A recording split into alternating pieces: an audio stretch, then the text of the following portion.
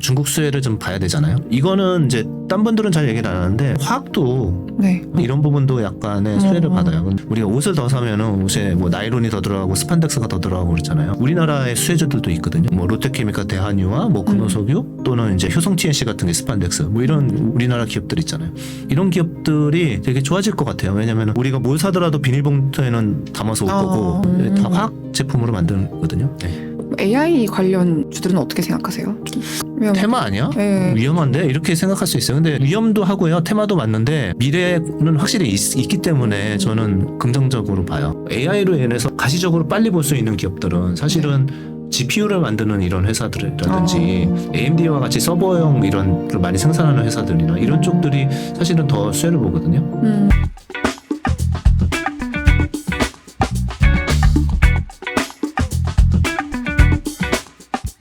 네, 그래서 신흥국 시장에 역대급 자금이 들어오고 있다고 하셨는데 그러면 신흥국에 투자를 많이 해야 되는 건가요? 선진국, 신흥국 투자 비중을 어떻게 가져가야 할지 네. 궁금한데요.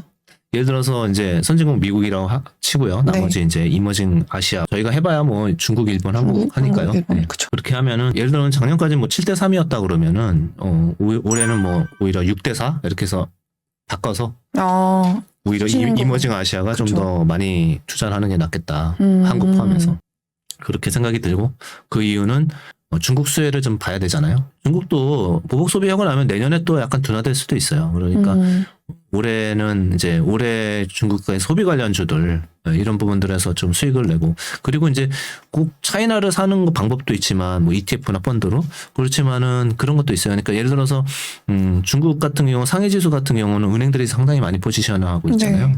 그러면 이제 나는 그게 싫다라고 생각하면은 그냥 섹터 ETF를 사면 되는 거죠. 소비재 ETF라든지 아니면은 뭐 관련한 이제 그런 ETF들 있죠. 여행 레저 ETF라든지 뭐 이런 쪽. 그래서 그렇게 약간 세분화해서 들어가면은 좀 더 승률이 높을 것 같고요. 그리고 한국 같은 경우는 우리가 기업들을 잘 고를 수 있고 또 잘 알잖아요.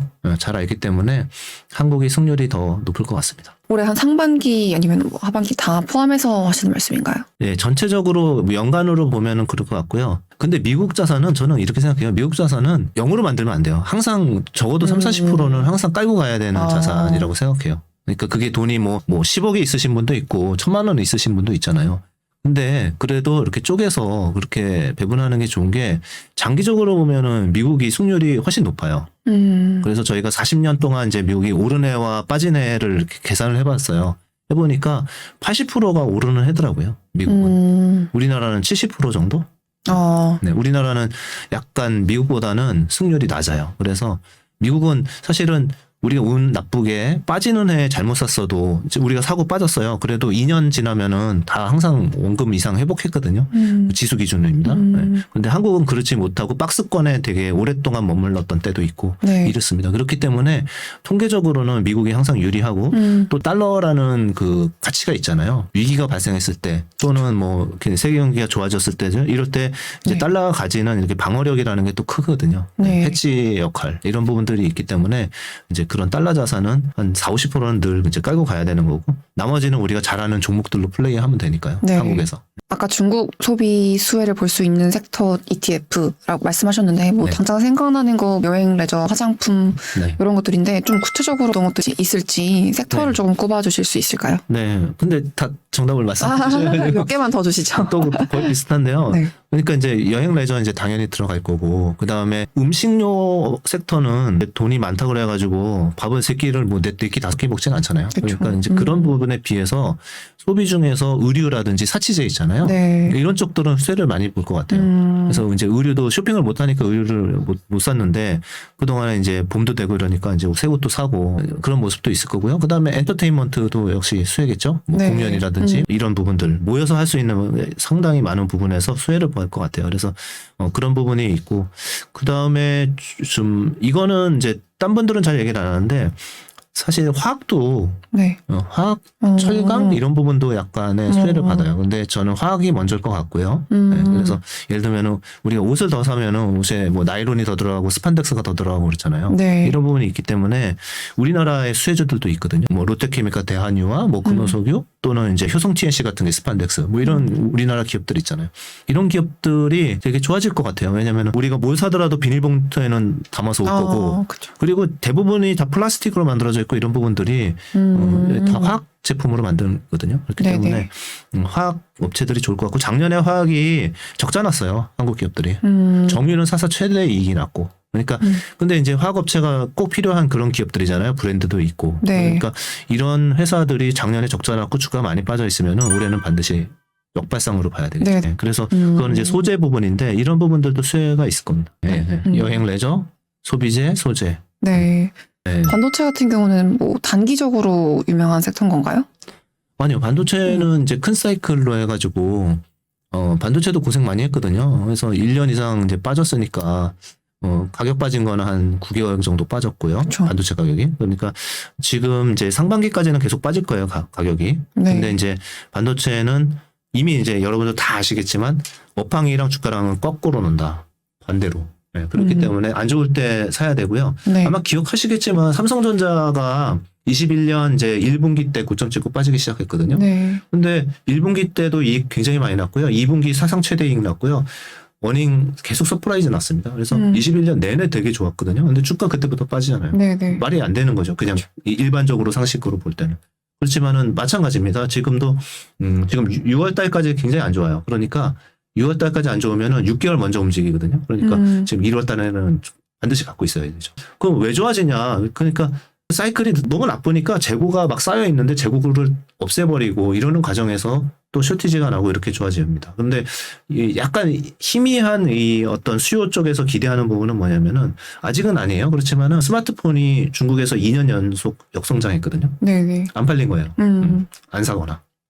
근데 그게 올해는 그렇지 않을 것 같아요. 그런 부분이 있고 요새 뭐 AI 때문에 이제 난리인데 네. AI가 반도체 직접적으로 바로 수혜를 주진 않아요. 아니, 네. 그러니까 주긴 주는데 비중이 작아요. 굉장히. 네, 그래서 그게 큰 흐름을 돌려놓을 수는 없지만 거기에 대한 기대도 사실은 좀 있는 거는 맞아요. 산업이 이제 내년 후년에 많이 확장이 되면은 네.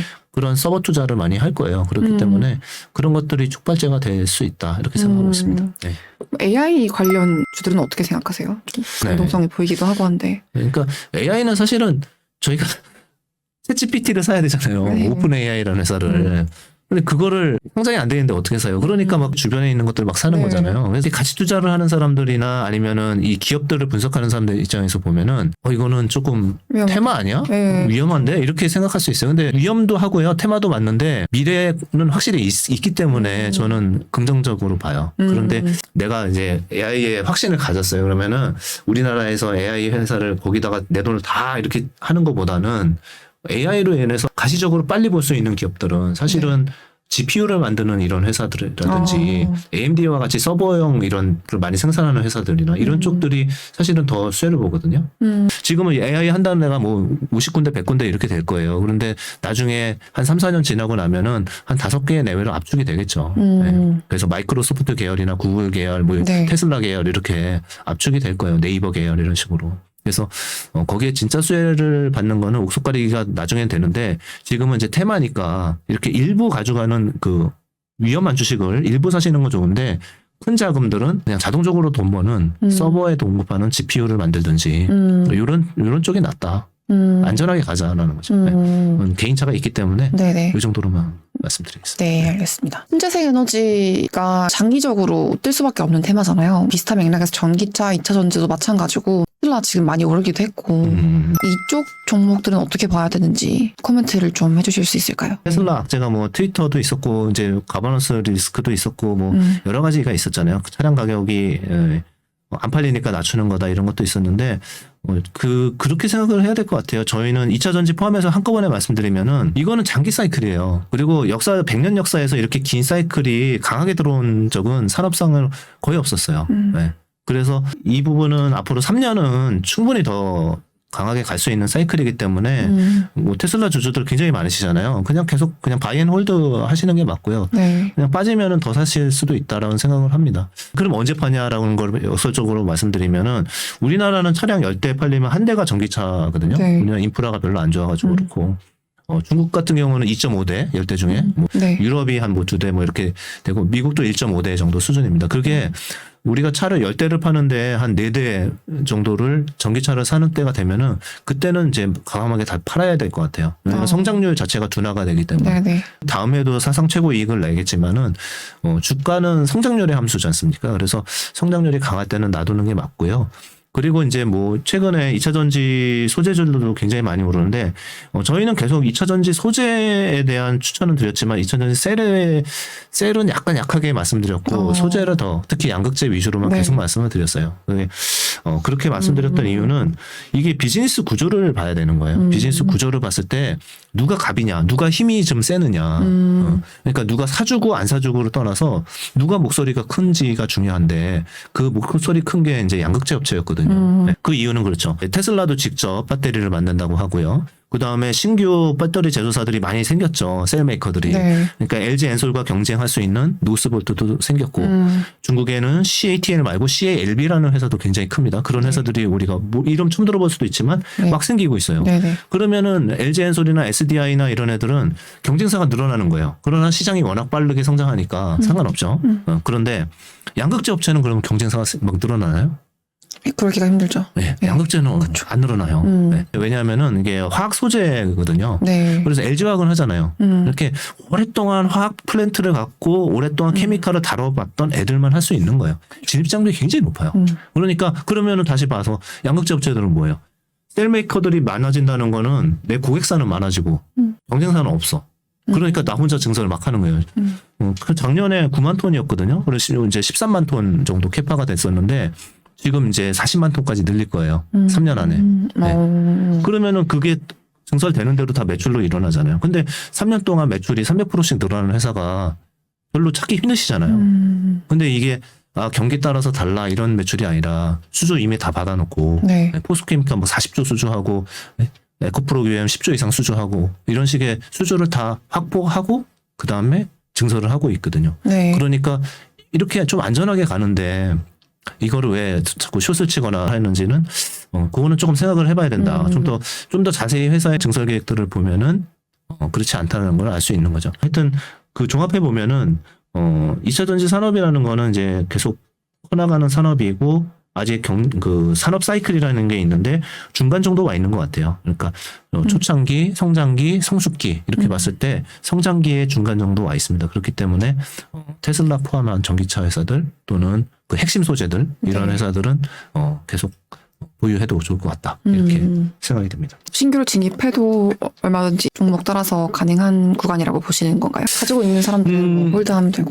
그렇죠. 공교롭게 오늘 또 많이 올라가지고 좀 부담스러운데 차량의 기준으로. 네. 물론 빠지면 사면 좋은데 참고적으로 저희는 이렇게 하거든요. 원래 좀 되게 많이 갖고 있긴 해요. 좀 과했을 때는 조금 줄였다가 이제 빠질 때 좀 더 사고 그래요. 사고 싶은 거를 100이라고 치면은 20을 먼저 사긴 삽니다. 아무리 올랐어도. 아무리 올랐어도. 네, 20, 30은 사고요. 그리고 기다리다가 또 혹시 빠지게 되면은 조금 더 사고 해서 원하는 비중까지는 가는 이런 전략으로 하고 있습니다. 네. 이렇게 해서 주식 종목 섹터 얘기를 했고 마지막으로 이 영상을 보시는 개인 투자자분들한테 좀 당부하고 싶으신 투자 말씀 같은 게 있을까요? 뭐 저희도 사실 똑같습니다. 요새 보면은 이게 뭐 기관 투자가 정보가 더 많은 것 같고 뭐 이런데 그렇지 않습니다. 그렇지 않고요. 요새는 너무 유튜브도 잘 돼 있고 또 유튜브에 나오셔가지고 많은 전문가분들이 평범한 얘기를 하고 가지 않아요. 정말 자기가 아는 것들 다 있는 대로 다 쏟아놓고 가시는 것 같더라고요. 네. 그래서 저도 도움도 많이 받고 있고요. 이런 쪽에서 굉장히 정보가 공평하다고 생각하고 있고 또 하나는 투자하는 방법 중에서는 좋은 게 저희가 뭘 듣고 사는 거 아니거든요. 그냥 똑같이 받아들이고 똑같이 그 뉴스 보고 그러고 판단을 이제 더 깊이 있게 하는 것 뿐이지. 그렇기 때문에 바꿔서 얘기하면은 이제 개인 투자자분들도 충분히 큰 텐베거라고 하죠. 크게 올라가는 거에 초반에 잡을 수 있는 그러한 소스를 충분히 갖고 있다. 이렇게 말씀드리고 싶고, 그러기 위해서는 이제 뉴스를 많이 봐야 되고, 뉴스 중에서는 증설 뉴스라든지 가격 인상한다는 이런 부분들, 이런 뉴스들이 나오면 그런 회사들은 자기 제품을 가격을 인상하거나 증설을 한다는 거는 자신이 있다는 얘기거든요. 그렇죠. 네. 왜냐하면 이 증설하면 물량이 2배, 3배가 되는데 그거 안 팔리면은 회사 망하거든요. 이거는 장기 수요가 있을 때만 가능한 일이에요. 그래서 이런 뉴스를 나오면은 일단은 넣어놓고 몇 프로 정도 증설하지 이렇게 보면서 공부를 해가지고 이게 앞에 전방 산업은 우리가 예측이 되니까 이제 그런 부분을 맞춰서 큰 사이클이다 하면은 이제 투자를 많이 해야 되는 거고 저희도 그렇게 투자하거든요. 그래서 큰 사이클이 들어오는 걸 가급적 초반에 잡자. 그리고 아까처럼 이제 우리가 경험했던 것들 뭐 중국이 보복 소비하는 거는 누가 모릅니까? 지금 다 아는데 내가 그러면은 중국 보복 소비 관련한 주식을 내가 포트폴리오 갖고 있냐? 이거는 실행의 문제거든요. 그러면은 자기가 생각했으면은 내가 그때 살 뻔했는데 이렇게 하면 안 돼요. 이거는 내가 이렇게 해갖고 좀 더 공부를 해서 확신을 가지게 되면은 실행에 반드시 옮기셔야 됩니다. 네. 그러면은 나중에 이제 그런 분들하고 이제 차이가 꽤 나는 거죠. 그래서 지금 개인분들이 투자하기 좋은 환경이 다가오고 있고 이런 방식으로 조금 공부를 하시면은 올해는 좋은 수익이 나오지 않을까 생각합니다. 네, 실행에 잘 옮겨야 됩니다. 실행에 잘 옮겨라. 언행일치. 네. 언행일치. 알겠습니다. 네, 오늘 김태형 그로스힐 자산운용 대표님 모시고 말씀 나눠봤고요. 대표님 시간 내주셔서 감사합니다. 네, 감사합니다. 감사합니다.